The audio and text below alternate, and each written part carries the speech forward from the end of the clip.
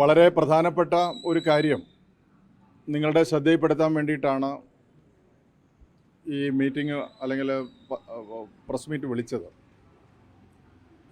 ഒന്ന്, തിരുവനന്തപുരം നഗരം BJPയുടെ ഭരണം ആരംഭിച്ചതിന് ശേഷം നാട്ടിലെ ജനങ്ങളെ വെല്ലുവിളിക്കുന്ന സമീപനമാണ് BJPയുടെ നഗരസഭയുടെ ഭരണാധികാരികൾ ചെയ്തുകൊണ്ടിരിക്കുന്നത്. ധാരാളം സംഭവങ്ങൾ ഈ നഗരസഭ VV രാജേഷിൻ്റെ നേതൃത്വത്തിൽ അധികാരത്തിൽ വന്നതിന് ശേഷം നിരവധിയായ സംഭവങ്ങൾ ഈ നഗരസഭയിൽ ഉണ്ടായിട്ടുണ്ട്.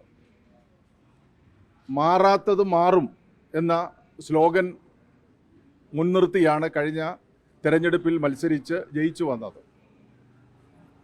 ഇപ്പോൾ ഏറ്റവും അവസാനം ഇന്നലത്തെ സംഭവം തന്നെ നഗരത്തിലെ ജനങ്ങളെ വല്ലാതെ ഭീതിയിലാക്കിയിരിക്കുകയാണ്.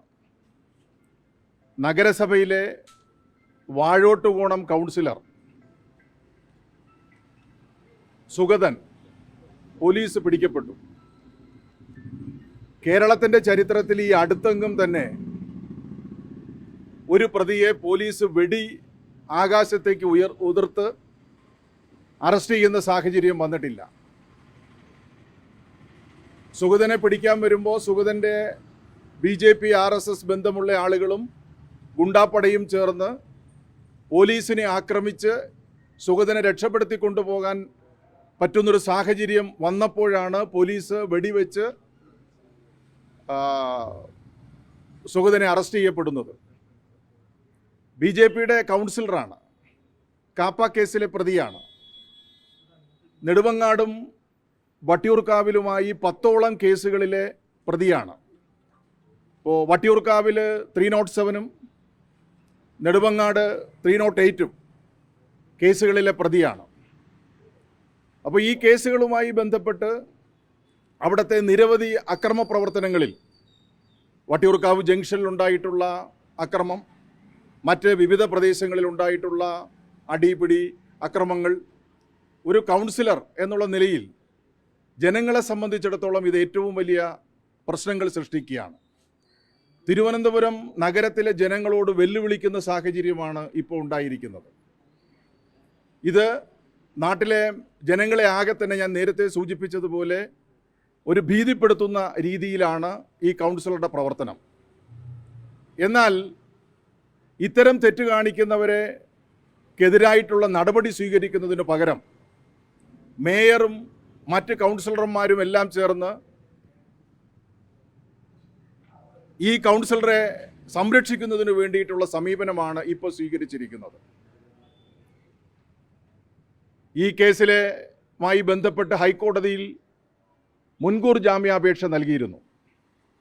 പക്ഷേ മുൻകൂർ ജാമ്യാപേക്ഷ കോടതി തള്ളുകയും കഴിഞ്ഞ 7-ാം തീയതി പോലീസ് സ്റ്റേഷനിൽ ഹാജരാകണം എന്നാവശ്യപ്പെടുകയും ചെയ്തു.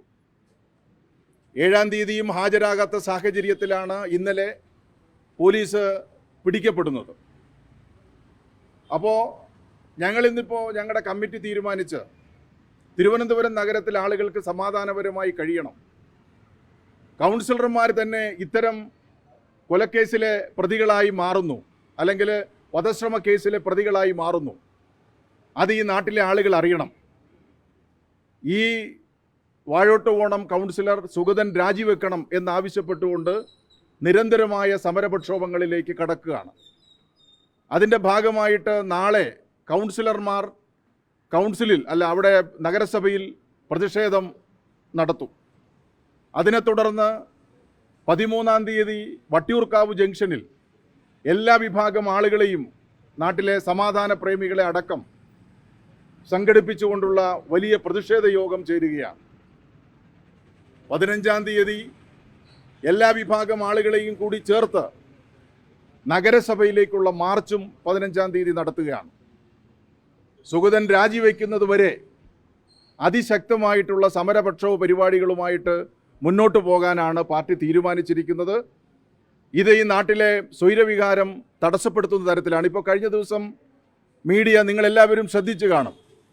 ഒരു പാവപ്പെട്ട BSNL ജീവനക്കാരനെയും +2 പഠിക്കുന്ന ഒരു കുട്ടിയെയും അദ്ദേഹത്തിൻ്റെ മകനെയും നഗരത്തിലെ അറിയപ്പെടുന്ന RSS BJP ഗുണ്ടകൾ അടിച്ച് ശരിയാക്കി കളഞ്ഞു. ആ +2 ക്ലാസ്സിൽ പഠിക്കുന്ന കുട്ടി ഇപ്പോഴും അതിൽ നിന്ന് എന്താണ് സംഭവിച്ചതെന്ന് പറയാൻ പോലും പറ്റാത്ത ഒരു സാഹചര്യത്തിലേക്ക് വല്ലാത്തൊരു മനോവിഷമം അനുഭവിക്കുന്ന കാഴ്ച നമ്മൾ കണ്ടു. അതിലെ ഒരു പ്രതിയെ മാത്രമാണ് പിടിച്ചത്, ഇനിയും പ്രതികളെ പിടിക്കാനുണ്ട്.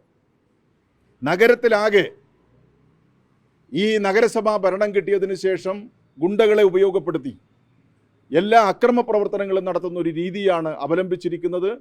ഇതിനെതിരായിട്ടുള്ള കടുത്ത പ്രതിഷേധം CPIM രേഖപ്പെടുത്തുകയാണ്. വരും ദിവസങ്ങളിൽ വലിയ പ്രതിഷേധവും സംഘടിപ്പിക്കുന്ന വിവരം നിങ്ങളെ അറിയിക്കുകയാണ്.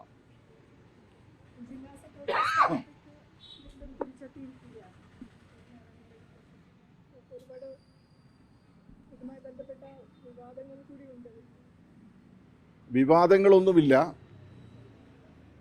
തിരഞ്ഞെടുക്കപ്പെട്ട സെക്രട്ടറി എന്നുള്ള നിലയിൽ തിരിച്ച് ചുമതലയെടുക്കാൻ പാർട്ടി നിർദ്ദേശിച്ചു. അതിന്ന് പാർട്ടി ഐകകണ്ഠേന തീരുമാനിച്ചു.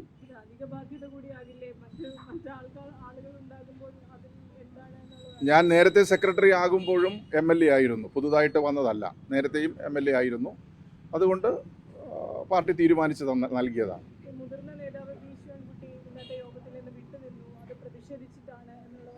അങ്ങനെയല്ല. ഇന്നലെ പോകുമ്പോൾ തന്നെ ഒരു സുഖമില്ലാതെയാണ് പോയത്.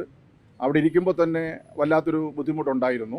പക്ഷേ ഇന്ന് വരത്തില്ല എന്ന് പറഞ്ഞു, സുഖമില്ല എന്ന് പറഞ്ഞിട്ടാണ് പോയത്. മറ്റു കാര്യങ്ങളൊന്നും അക്കാര്യത്തിൽ ഇല്ല.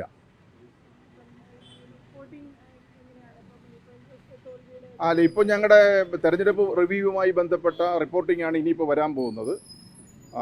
12, 13 തീയതികളിൽ തിരുവനന്തപുരത്തെ 19 ഏരിയ കമ്മിറ്റികളിലെയും ബ്രാഞ്ച് സെക്രട്ടറിമാർ വരെയുള്ളവർക്കുള്ള റിപ്പോർട്ടിംഗ് നടക്കുകയാണ്. അത് AKG ഹാളിലാണ് ആ റിപ്പോർട്ടിംഗ് നടക്കുന്നത്. 3 സെക്ഷനായിട്ടാണ്. 12-ാം തീയതി രാവിലെയും ഉച്ചയ്ക്കും 13-ാം തീയതി രാവിലെയുമായിട്ടാണ് റിപ്പോർട്ടിംഗ് നടക്കുന്നത്.